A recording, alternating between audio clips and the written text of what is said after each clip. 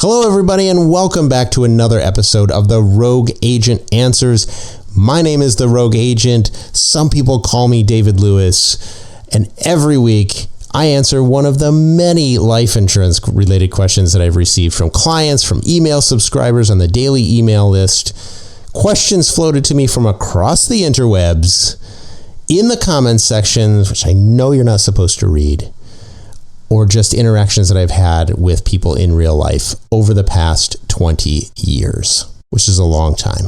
And some of these questions I just scribbled down on scrap pieces of paper. Some of these are stuff I've written down on my phone. Some of it is on Post-it notes scattered all over the office. And every week I answer one of those questions. So if you'd like to ask your question, drop them in the comments section or join my email list for more life insurance tips and advice at monogenics.com. monegenics.com. And now for this week's question. What is the PUA rider charge on my policy? What am I actually buying when I put money into this rider? Excellent question. So every whole life policy I've ever seen has a charge for the paid up additions rider, or we call it a PUA rider. This charge is usually between 5 and 10%. Sometimes it can sometimes be higher, like 11 or 12%. And some companies do have a pretty hefty charge for that rider. And it's a percentage of the premium that you pay. Although, like I said, it could be higher than that. It could be lower. So let's say you put $100 into a paid up additions rider. That's a paid up additions rider premium, and let's say it has a 10% charge. So that what that means is that $90 goes towards the rider purchase, and $10 goes to the company for the charge.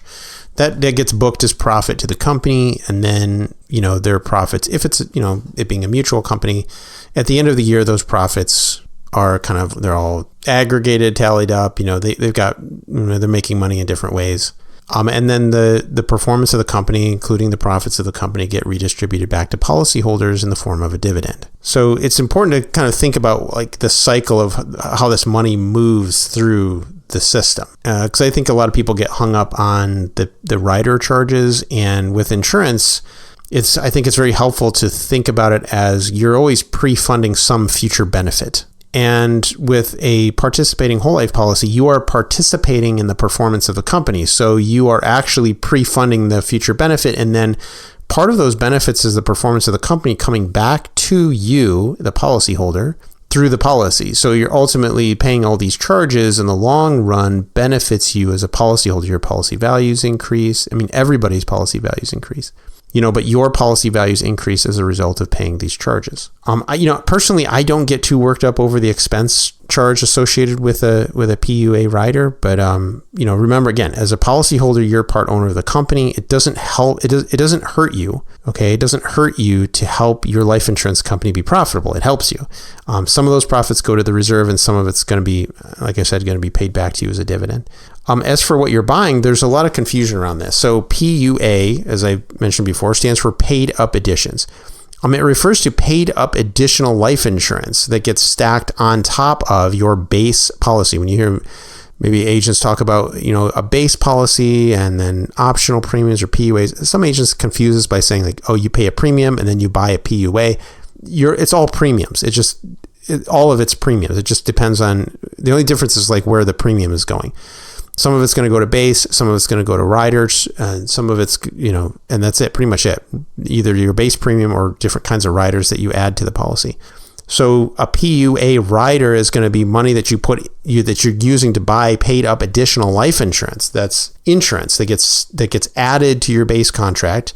And then, and this is in addition to your normal whole life insurance, obviously. And then the premiums for that, there are additional payments that you make to your policy to buy additional blocks of insurance, essentially. So again, those blocks sit on top of your base whole life policy. They build their own cash value, they earn their own dividends, they have their own death benefit, and so on.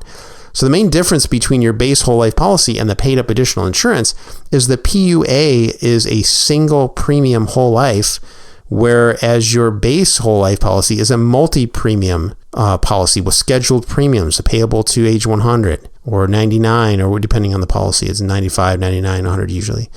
unless it's modified by you. If you, for example, if you elect a reduced paid up conversion for your policy. So to sum this up, each time you put money into a PUA rider, it is buying a separate mini whole life policy. It's a single premium whole life. There's no schedule to it. You can schedule PUA rider premiums, but as far as you buying it, every time you put money into that rider, it's just buying, like, it's almost like it's just a single purchase.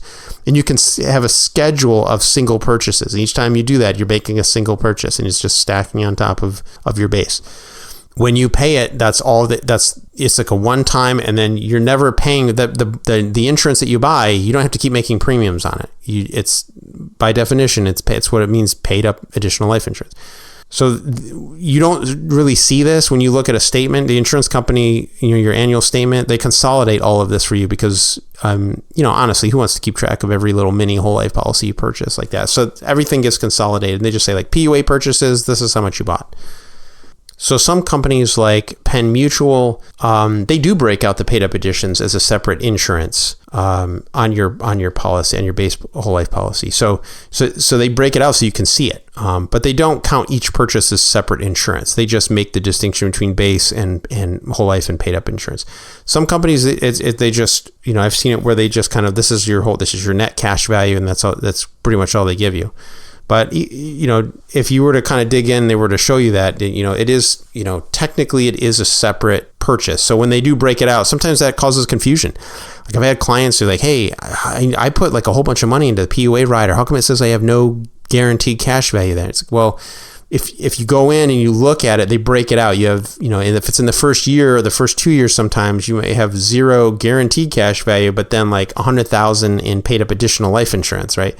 Cash value. So that would be where they list that, and then net would be the whole thing. Anyway, I hope that helps. See you next week. Okay, that's it for this week's question. If you'd like to add your question to the list, just drop them in the comment section or send me an email. And if you want more life insurance tips and advice, just head on over to monogenics.com, MONEGENIX.com. and sign up for my daily email list.